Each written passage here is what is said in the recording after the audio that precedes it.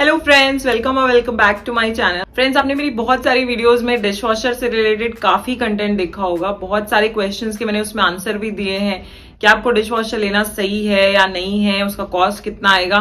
But आज की video में मैं आपसे डिस्कस करने वाली हूँ कि डिश वॉशर लेने के हमें क्या क्या डिसएडवांटेजेस हैं, क्या क्या नुकसान हमें झेलने पड़ते हैं जब हम डिश वॉशर लेते हैं। तो आपको डिश वॉशर लेने का डिसीजन तभी लेना है अगर आप इन सब चीजों को पहले ध्यान में रखते हैं। तो आइए हम वीडियो स्टार्ट करते हैं।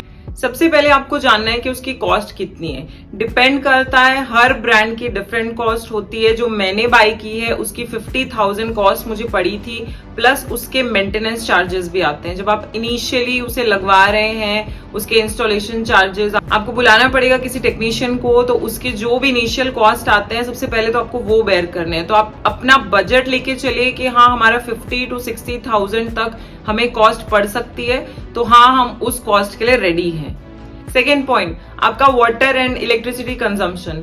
आपके घर में जब आप जान रहे हैं कि डिश वॉशर है और वो 2 घंटे उसकी साइकिल चल रही है, तो उसके लिए आपका वाटर एंड इलेक्ट्रिसिटी कंजम्पशन दोनों होने वाला है। तो आपका वाटर बिल, इलेक्ट्रिसिटी बिल, इन सब पे बहुत अफेक्ट आएगा डेफिनेटली। तो आपको ये भी ध्यान रखना है कि हमारे जिस तरह एरिया में वाटर बिल ऑलरेडी इंक्लूडेड रहता है हमारे पूरे मेंटेनेंस चार्जेस, तो उसमें हमें एक्स्ट्रा नहीं देना है, लेकिन हमारा इलेक्ट्रिसिटी बिल डेफिनेटली अफेक्ट होता है इससे। तो आपको ये भी ध्यान रखना है कि आपके दोनों बिल्स ये अफेक्ट होने वाले हैं, तो ये आपका कॉस्ट डेफिनेटली बढ़ने वाला है।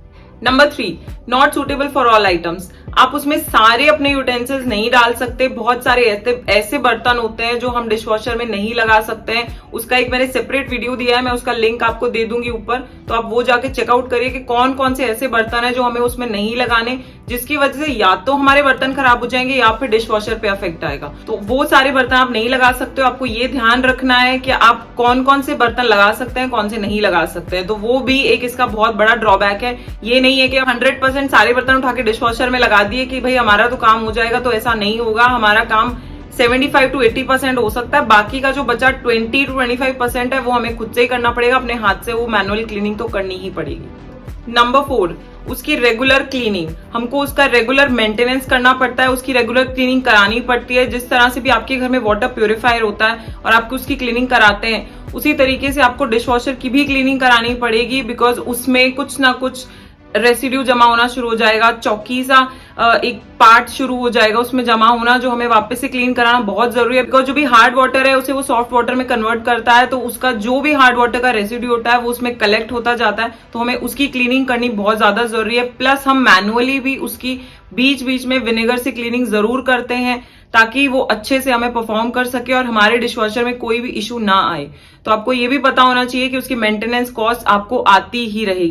नंबर 5, सारे बर्तन क्लीन होकर कंप्लीटली निकलेंगे, इसका भी कोई गारंटी नहीं होता है। बिकॉज अगर आपने उसकी प्रॉपर स्पेसिंग नहीं की है, जब आपने उसे लोड किया है तो बहुत अच्छे से वो सारे आइटम्स सही से नहीं लगे हैं, तो उस कंडीशन में आपके सारे बर्तन क्लीन नहीं अच्छे से होकर आएंगे और उस केस में आपको वापस से उसकी साइकिल को स्टार्ट करना पड़ेगा। जो हमारी 2 घंटे की साइकिल है वो फिर से स्टार्ट हो जाएगी। इसका मतलब है कि जो बर्तन आपने उसमें लगाए हैं अभी वो आपको फिर भी आप यूज नहीं कर सकते हो, बिकॉज वो ऑलरेडी 2 घंटे की साइकिल हमें फिर से लगानी है। तो उसका प्रॉपर स्पेसिंग करना, ये सब ध्यान देना बहुत ज्यादा इंपॉर्टेंट है। Number 6, takes time.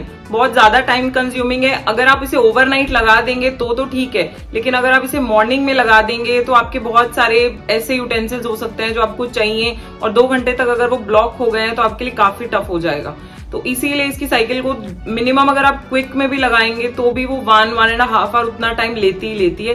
तो डेफिनेटली आपको इतना ध्यान रखना है कि अगर मैनुअली हमें कोई भी यूटेंसिल चाहिए होता है तो हम उसी टाइम उसे क्लीन करके यूज कर सकते हैं, बट इसमें ऐसा नहीं होता है। इसमें आपको 1.5 आवर 2 आवर्स तक वेट करना पड़ेगा। जब वो क्लीनिंग हो जाएगी इमीडिएटली आप उसे खोल भी नहीं सकते हैं, बिकॉज वो बहुत ज्यादा गर्म होता है, हॉट, क्योंकि वो हॉट वाटर से वॉश हुए हैं।